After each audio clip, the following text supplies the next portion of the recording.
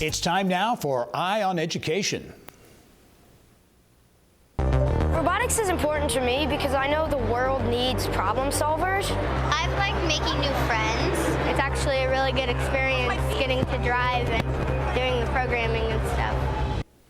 Well, the Indiana Vex Robotics State Championship not only makes learning fun, also brings together students and teams from all over the state to showcase their talent and dedication to robotics. Through the efforts of the TechPoint Foundation for Youth, Indiana has become the #1 state in the country for robotics programs. At the elementary and middle school levels, I'm pleased to welcome to the show the president and CEO of the TechPoint Foundation for Youth, George Giltner, to talk about the event, how it will showcase the talent of more than 245 elementary, middle, and high school teams. George, welcome back to the show. Thank you very much for having me. So the state championship is next weekend, March 12. Amazing to me. We'll get into this, the numbers that we're seeing on the robotics programs here in Indiana. But the TechPoint Foundation for Youth is really spearheading this program. Give us a thumbnail description of this Vex Robotics competition. Next week's the state championship. But how many schools are involved and really what it's all about? Yeah, so I mean, it kind of starts back where we've been providing what we call robotic startup grants to elementary, middle, or high schools all over the state of Indiana. So to help start robotics teams and bring access to students in need so that they have equal access to STEM education. The students all the way back at the beginning of the school year in August have been building robots, competing at local competitions to earn their way at the state championship held, as you mentioned, March 12th at Lucas Oil Stadium.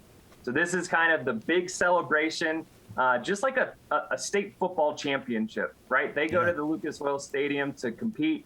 The robotics students, elementary, middle, and high school, it's grown up to 274 teams from all over the state will actually come to the stadium and compete to make their way to the World Championship in Dallas, Texas. Yeah, we're going to talk about the impact and the impact on the STEM pipeline here in Indiana.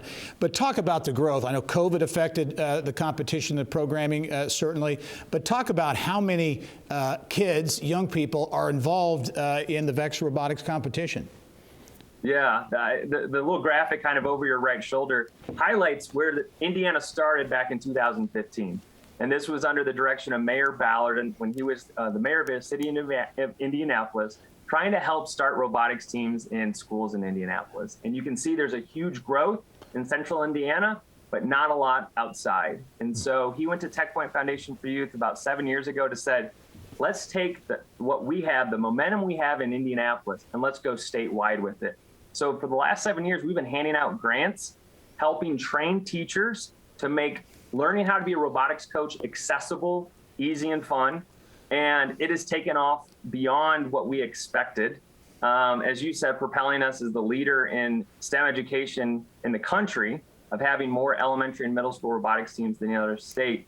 2 years ago, pre-COVID, we almost had 2,500 robotics teams. Wow. That rivaled California, Texas, Florida, all the larger states.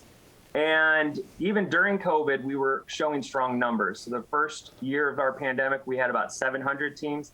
This year, we have about 1,500. So we're not back to where we started, but we're moving in the right direction. And with the state championship coming up, I think that's going to be kind of the capstone of the year and launch us into the next school year in 22-23. I have to ask you, too, a lot of attention being placed on getting more girls and women in science, technology, engineering, and math, STEM fields. This program is certainly doing that, I know, in a big way. Our mission at TechPoint Foundation for Youth is make sure that there's equal access to STEM education, meaningful STEM education, and our priority populations are girls, students of color, and low-income students. And so we have major, I would say, initiatives and priorities to make sure that girls, students of color, have equal access. And we've seen a tremendous amount of growth, both for girls and students of color. We used to have dozens on that map in 2015, dozens of girls on robotics teams. And in 2022, we now have almost 15,000 girls on robotics teams. Wow. 43% of our students are girls, which is tremendous. And about 25% of our students are students of color. So when companies, corporations are talking about a diverse talent pipeline, That is where we come in, is we're starting as young as first grade to try to give confidence and competence to girls, students of color. So by the time they make career decisions or go to college or careers, they are interested in these STEM fields, and they hopefully one day work for these companies. It's an amazing program, enjoying some amazing growth. The Vex Robotics State Championship next weekend, March 12th. George, I should mention, too, Group 1001 is the title sponsor of the competition. George Giltner is the president and CEO of the TechPoint Foundation for Youth. George, thanks again, and keep us posted on next week's competition. Thank you, and hope maybe you can join us on your birthday. There you go. Very good. I'll see what I can do. Thanks, George. Thank you so much for having me.